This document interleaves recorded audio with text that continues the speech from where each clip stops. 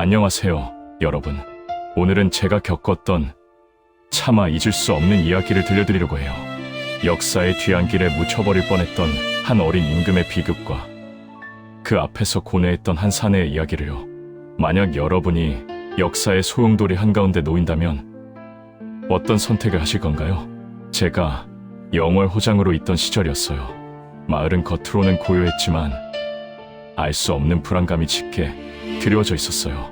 세조대왕의 서슬퍼런 위협은 작은 바람결에도 살벌한 칼날처럼 느껴졌죠. 백성들은 쥐 죽은 듯 조용히 각자의 삶을 살았지만 그들의 눈빛 속에는 항상 깊은 두려움이 서려 있었어요. 그러던 어느 날이었어요. 듣고 싶지 않던 비극적인 소식이 귓가를 때렸어요. 폐위된 어린 임금 단종께서 결국 영월에서 비명에 돌아가셨다는 소식이었죠. 그 소식은 마치 차가운 겨울바람처럼 마을 전체를 얼어붙게 만들었어요. 아무도 입 밖으로 단종의 이름을 꺼내려 하지 않았고 그저 고개만 숙인 채 서로의 눈치를 살폈어요. 아이들은 밖에서 뛰어놀다 울음을 터뜨리는 어미에게 끌려가 조용히 침묵을 강요당했어요. 어른들은 술잔을 기울이며 한숨만 내쉴 뿐 감히 그 비극의 진실을 논하지 못했죠. 저는 왕실의 거대한 비극 앞에서 한 개인으로서 한없이 무력감을 느꼈어요. 그저 숨죽이며 이 끔찍한 현실을 받아들여야만 하는 건가 하는 생각에 절망스럽기도 했어요. 하지만 제 마음속 한구석에서는 차마 외면할 수 없는 인간적인 도리가 꿈틀거렸어요. 한때 이 나라의 임금이었던 분이 이토록 비참하게 생을 마감했다는 사실을 그저 보고만 있을 수는 없었어요. 겉으로는 태연한 척했지만 제 안에서는 뜨거운 무언가가 끓어오르고 있었어요. 이대로라면 저는 평생 이 고통스러운 죄책감에 시달릴 것만 같았어요. 그날 밤 잠 못 이루는 밤이었어요. 저는 밤늦게 홀로 강가를 거닐고 있었죠. 차가운 강바람이 제 옷깃을 파고들었고 제 마음은 갈대처럼 흔들렸어요. 그때였어요. 제 눈앞에 믿을 수 없는 광경이 펼쳐졌어요. 강물가의 어둠 속에 홀로 버려진 어린 단종의 시신이 제 시야에 들어온 거예요. 차가운 돌 위에 뉘어진 단종의 시신은 마치 잠든 듯 평온해 보였지만 그 주위에는 그 어떤 사람의 그림자도 찾아볼 수 없었어요. 아무도 감히 그 시신에 손대지 못하고 심지어 눈길조차 주지 못하는 비겁한 현실이었죠. 세조대왕의 엄명이 하늘을 찌를 듯 매섭다는 것을 알기에 모두가 숨죽이고 있었던 거예요. 저는 그 자리에서 얼어붙어 버렸어요. 백성들의 외면은 저에게 깊은 절망감을 안겨주었어요. 어쩌면 이리도 차갑고 비겁할 수 있을까요? 저는 한때 이 나라의 임금이었던 분이 이토록 비참한 최후를 맞이하고도 아무도 그 시신을 거두지 않는다는 사실에 가슴이 찢어지는 듯 아팠어요. 그때 제 머릿속은 복잡한 생각들로 가득 찼어요. 임금의 마지막 길을 지켜야 한다는 충심과 제 가족, 아내 박씨와 아들 돌쇠의 안위를 걱정하는 두려움이 제 안에서 격렬하게 부딪혔어요. 만약 제가 시신을 거두는 순간 제 가족 모두가 큰 위협에 처할 것이라는 사실을 모르는 바가 아니었어요. 하지만 이대로 돌아서기에는 제 양심이 너무나 무거웠어요. 저는 어떻게 해야 할까요? 이 암흑 같은 현실 속에서 한 줄기 빛을 찾을 수 있을까요? 저는 마치 영혼이 빠져나간 사람처럼 비틀거리며 집으로 돌아왔어요. 차마 그 모습을 떨칠 수 없었죠. 가슴 속에서 끓어오르는 충절과 가족의 안위가 저를 갉아먹는 듯했어요. 잠든 박씨의 얼굴을 보며 한숨을 내쉬었어요. 다음날 아침 여느 때처럼 아침상을 물리던 아내 박씨에게 저는 결국 밤새 강가에서 보았던 충격적인 이야기를 털어놓고 말았어요. 아내는 제가 말을 채 잊기도 전에 젓가락을 놓았어요. 그녀의 얼굴은 삽시간에 새하얗게 질렸고 눈동자는 곳을 잃은 듯 흔들렸죠. 저는 아내에게 단종 임금의 시신이 차가운 강가에 버려져 있었고 아무도 감히 손대지 못하는 비참한 현실에 대해 이야기했어요. 그리고 제 심장을 짓누르는 고뇌, 임금의 마지막 길을 지켜드려야 한다는 제 간절한 마음을 전했죠. 아내는 제 말을 듣고는 그 자리에서 무릎을 꿇었어요. 그녀의 눈에서는 뜨거운 눈물이 쉴 새 없이 흘러내렸어요. 아내는 두 손으로 제 독포 자락을 붙잡고 떨리는 목소리로 말했어요. 서방님, 제발 아니 되어요. 그 아이는 이미 죽은 목숨이고 우리는 살아남아야 하지 않아요? 소첩은 죽어도 좋습니다만 아직 어린 돌쇠는 어찌합니까? 아내는 제가 단종 임금의 시신을 수습하는 순간 우리 가족 모두가 멸문지화를 당할 것이라고 절규했어요. 눈물과 콧물로 얼룩진 아내의 얼굴은 제 가슴을 더 아프게 했어요. 저는 아내의 간절한 호소를 들으면서도 차마 고개를 끄덕일 수 없었어요. 제 눈앞에는 여전히 차가운 강가에 홀로 누워있던 단종 임금의 모습이 아른거렸고 제 마음속 충절은 굳건히 저를 붙잡고 있었어요. 아내의 눈물과 어린 아들 돌쇠의 모습이 제 마음을 찢어지게 만들었지만 동시에 한나라의 임금을 저리 비참하게 버려둘 수 없다는 제 강직한 신념 또한 저를 놓아주지 않았어요. 저는 그날 밤 아내의 만류와 저의 충심 사이에서 단 한숨도 잠들지 못하고 깊은 번민에 빠졌어요. 과연 저는 어떤 선택을 해야 하는 걸까요? 밤은 깊어질수록 저의 번민도 깊어졌어요. 아내의 울음 섞인 목소리가 귓가에 맴돌았지만 시간이 흐를수록 저의 마음속에서는 왕을 향한 충심과 인간적인 연민이 모든 두려움을 삼켜버리기 시작했어요. 이대로는 안 된다. 나는 한나라의 왕을 이대로 버려둘 수 없다라는 생각이 제 뇌리를 강하게 스쳤어요. 역사의 죄인이 되는 한이 있더라도 인간의 도리를 다해야 한다고 스스로 되뇌었어요. 동이 트기 직전 저는 마침내 결심을 굳혔어요. 죽음을 무릅쓰고 단종 임금의 시신을 수습하기로 말이에요. 제 모든 것을 걸어야 하는 위험한 일이었지만 더 이상 주저할 수 없다고 생각했어요. 저는 가장 믿을 수 있는 하인인 돌쇠를 조용히 불러냈어요. 돌쇠는 저와 오랜 세월을 함께하며 굳은 신뢰를 쌓아온 우직한 사람이었죠. 저는 돌쇠에게 밤새 제가 겪었던 일과 제가 내린 결심을 숨김없이 털어놓았어요. 돌쇠는 제 이야기를 듣는 내내 아무 말 없이 제 얼굴을 응시했어요. 그의 얼굴에는 순간 놀라움과 걱정이 스쳐 지나갔지만 이내 굳건한 결의가 비쳤어요. 그는 조용히 제게 고개를 숙이며 말했어요. 나으리, 소인 돌쇠, 명을 받들겠나이다. 나으리께서 가시는 길이라면 어디든 따르겠나이다. 돌쇠의 그 한마디는 제게 큰 위안이 되었어요. 저 혼자 감당하기에는 너무나 무거운 짐이었는데 든든한 돌쇠가 함께 해주겠다고 하니 비로소 용기가 솟아나는 기분이었어요. 우리는 누가 들을세라 조용히 몸을 움직였어요. 우리는 창고 깊숙이 숨겨두었던 낙과 곡괭이를 꺼냈어요. 차갑고 묵직한 쇠붙이의 감촉이 제 손끝에 전해졌어요. 그것은 마치 죽음과 맞서 싸울 무기처럼 느껴졌죠. 우리는 어둠 속에서 서로의 눈빛을 확인했어요. 이제 곧 우리는 세상이 잠든 깊은 밤, 역사의 소용돌이 속으로 발걸음을 내딛어야 했어요. 이 위험한 계획이 과연 성공할 수 있을까요? 우리가 무사히 단종 임금의 마지막 길을 지켜드릴 수 있을까요? 밤은 더욱 깊어지고 세상은 고요함 속에 잠겨 있었어요. 저는 돌쇠와 함께 인적이 끊긴 길을 따라 조심스럽게 발걸음을 옮겼어요. 발밑에 마른 나뭇가지가 툭 하고 부러지는 소리조차 천둥처럼 크게 들리는 것 같았죠. 우리는 혹시 모를 감시의 눈길을 피하기 위해 몸을 낮추고 그림자처럼 움직였어요. 매 순간 심장이 목구멍까지 차오르는 듯한 극도의 긴장감이 저를 짓눌렀어요. 귀를 쫑긋 세우고 주변의 미세한 소리 하나하나에 온몸이 경직되었어요. 멀리서 들려오는 바람 소리, 나무잎이 스치는 소리마저 누군가의 발소리처럼 느껴져 몇 번이고 숨을 죽였답니다. 강가에 가까워질수록 등골이 오싹해지는 공포가 엄습했어요. 과연 이대로 괜찮을까?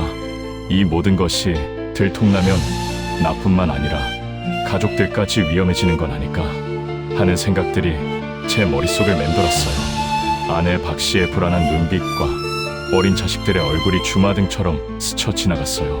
하지만 저는 흔들리는 마음을 다잡으려 애썼어요. 제가 지금 하는 일은 단순히 한 개인의 복수가 아니라 한 나라의 왕에 대한 마지막 도리이자 인간으로서의 양심을 지키는 일이라고 스스로 되뇌었어요.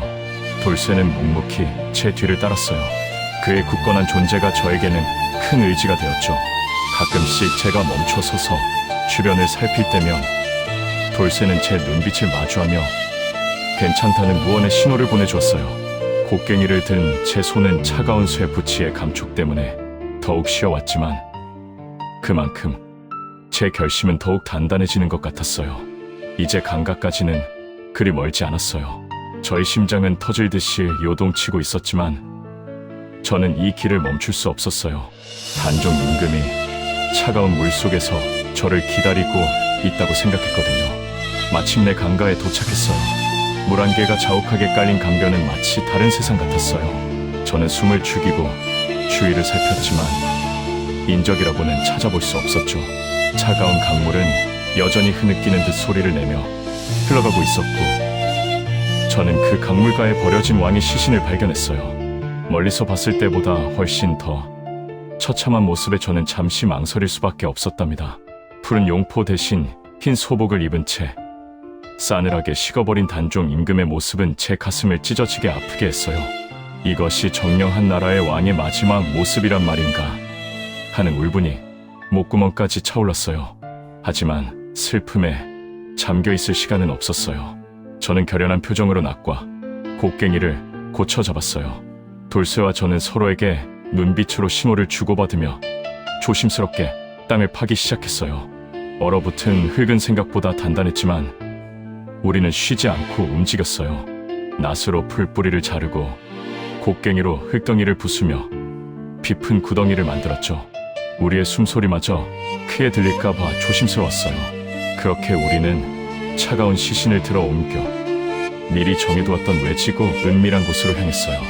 임금의 차가운 몸을 안고 걷는 동안 저는 비록 짧은 시간이었지만 왕의 마지막 순간을 함께하는 것 같아 가슴이 먹먹해졌어요. 새벽 공기는 더욱 차가워졌지만 제 등에는 땀이 흘러내렸어요. 우리는 한적한 야산에 도착해 다시 땅을 파기 시작했어요. 우리는 비록 간소하지만 왕에게 바치는 마지막 도리를 다하기 위해 정성스럽게 무덤을 만들었어요. 돌무더기로 봉분을 쌓고 주변을 정리하며 최대한 자연스럽게 보이도록 애썼죠. 땀방울이 이마를 타고 흘러내렸지만 저는 멈출 수 없었어요. 이 순간 저는 백성의 한 사람으로서 죽음 앞에서도 왕을 지키려 했던 인간적인 고뇌와 충절 사이에서 결국 인간의 도리를 택했던 저의 모든 마음이 극적으로 발현되는 것을 느꼈어요. 하지만 우리의 임무는 아직 완전히 끝난 것이 아니었어요. 우리는 작고 초라하지만 세상 그 어떤 왕릉보다도 정성껏 마련된 무덤에 단종 임금의 싸늘한 시신을 조심스럽게 안장했어요. 흙 한 줌, 돌 하나까지도 임금님을 편히 모시려는 저희의 간절한 마음을 담았답니다. 돌쇠와 저는 서로의 얼굴을 확인하며 조용히 흙을 덮어 나갔어요. 흙이 덮일 때마다 제 마음속에는 무거운 돌덩이가 하나씩 쌓이는 것 같았지만 동시에 알 수 없는 안도감 같은 것도 튀어났어요. 이 모든 비극의 무게를 제가 조금이나마 덜어낸 것 같았거든요. 새벽에 어스름이 걷히기 시작할 무렵 우리는 밤새도록 무덤 주변의 흔적을 지우기 위해 애썼어요. 혹시라도 누군가 우리의 작업을 눈치챌까봐 나뭇가지 하나, 발자국 하나까지도 놓치지 않고 꼼꼼하게 살폈죠. 풀과 돌멩이를 이용해 봉분을 최대한 자연스럽게 위장했어요. 마치 처음부터 이곳에 아무것도 없었던 것처럼 보이도록요. 손끝에서 느껴지는 차가운 흙의 감촉과 거친 나뭇가지의 느낌이 잊히지 않아요. 밤새도록 이어진 육체노동은 고되었지만 마음만은 그 어느 때보다 단단해졌어요. 모든 것을 마친 뒤 저는 흐트러진 도포 자락을 여미고 무덤 앞에 섰어요. 캄캄한 어둠 속에서 오직 저만이 볼 수 있는 임금님의 마지막 안식처, 제 모굴대가 저절로 메어왔어요. 저는 작은 소리로 마지막 작별을 고했어요. 부디 편히 잠드소서, 임금님. 제 입에서 나온 말은 짧았지만 그 안에는 한 백성의 무한한 충정, 그리고 한 인간으로서의 연민이 고스란히 담겨 있었답니다. 차가운 바람이 제 뺨을 스쳐 지나갔어요. 이제 이 모든 행동이 저와 제 가족에게 어떤 결과를 가져올지는 알 수 없었어요. 혹독한 처벌이 기다리고 있을지도 모르고 심지어 목숨을 잃을 수도 있겠죠. 하지만 저는 후회하지 않았어요. 싸늘하게 버려진 임금에게 마지막 도리를 다했다는 깊은 안도감과 정의를 지켰다는 작은 후련함이 동시에 제 마음을 채웠어요. 제 몸은 천근만근 무거웠지만 발걸음은 깃털처럼 가벼웠어요. 하지만 이 모든 것이 정말 끝난 걸까요? 새벽을 뚫고 떠오르는 아침 해가 저와 돌쇠의 그림자를 길게 늘어뜨렸어요. 태양이 이 모든 비밀을 비추는 것 같아 근골이 오싹했죠. 이제 우리는 다시 평범한 삶으로 돌아가야 했지만 제 마음속에는 잊을 수 없는 비밀 하나가 깊이 새겨져 버렸어요. 과연 저는 이 비밀을 평생 지킬 수 있을까요? 그날 밤의 일은 제 삶의 깊은 그림자를 드리웠지만 저는 그 그림자를 감춘 채 평범한 호장으로서의 삶을 묵묵히 이어갔어요. 누구에게도 그 밤의 진실을 발설하지 않았고 제 마음속 깊은 곳에 단종 임금의 마지막 안식처를 비밀스럽게 간직했어요. 아내 박 씨는 제가 밤새 잠 못 이루는 것을 걱정했지만 저는 아무 일도 없는 것처럼 담담하게 웃어 보이곤 했죠. 매일 밤 저는 꿈속에서 임금님의 쓸쓸한 무덤을 찾아갔고 때로는 강물가에 버려진 그 모습에 놀라 깨어나기도 했답니다. 세월은 강물처럼 흘러갔고 그 밤의 기억들도 조금씩 희미해지는 듯했어요. 저는 아이들을 키우고 마을의 대소사를 처리하며 삶을 살아냈죠. 하지만 제 심장 한구석에는 언제나 임금님에 대한 아픔과 함께 제가 감행했던 작은 용기에 대한 자부심이 자리했어요. 그것은 마치 저만의 작은 불꽃처럼 제 삶을 조용히 밝혀주는 빛이 되어주었답니다. 제 결단이 과연 옳은 일이었을까 하는 질문을 수도 없이 던졌지만 그때마다 인간으로서의 도리라는 답이 돌아왔어요. 오랜 세월이 흐른 뒤 제가 목숨을 걸고 지켜냈던 단종 임금님의 비밀스러운 무덤은 결국 세상에 알려지게 되었어요. 사람들은 영월의 작은 야산에 버려진 왕의 시신을 어문도라는 이름 없는 호장이 몰래 거두어 장사 지냈다는 이야기에 경악과 감동을 금치 못했죠. 저의 행동은 단순히 왕에게 충성한 것을 넘어 인간으로서 마땅히 해야 할 도리를 다한 고귀한 행위로 후대에 높이 평가받았어요. 제 이름은 역사에 새겨지게 되었답니다. 제가 죽음을 무릅쓰고 지켰던 양심과 신념이 헛되지 않았음을 깨달았을 때 제 영혼은 비로소 평화로워졌을 거라고 생각해요. 저는 어둠 속 한 줄기 빛이 되어 역사의 한 페이지에 새겨진 저의 행동을 담담하게 회상할 수 있게 되었어요. 돌이켜보면 힘들고 위험했던 순간도 많았지만 저는 더 이상 후회는 없어요. 그저 한 인간으로서 제가 할 수 있는 최선을 다했을 뿐이니까요. 사랑하는 시청자 여러분, 오늘 어문도의 이야기는 여기서 막을 내립니다. 삶의 벼랑 끝에서 양심과 도리 사이에서 고뇌하며 결국 인간으로서의 가장 고귀한 선택을 했던 한 남자의 이야기였어요. 만약 여러분이라면 어문도처럼 목숨을 걸고 자신이 옳다고 믿는 길을 택할 수 있었을까요? 여러분의 솔직한 생각과 감정을 댓글로 남겨주세요. 저희 채널이 마음에 드셨다면 구독과 좋아요, 알림 설정도 잊지 마세요. 다음 시간에 더 감동적인 이야기로 찾아뵙겠습니다. 안녕히 계세요.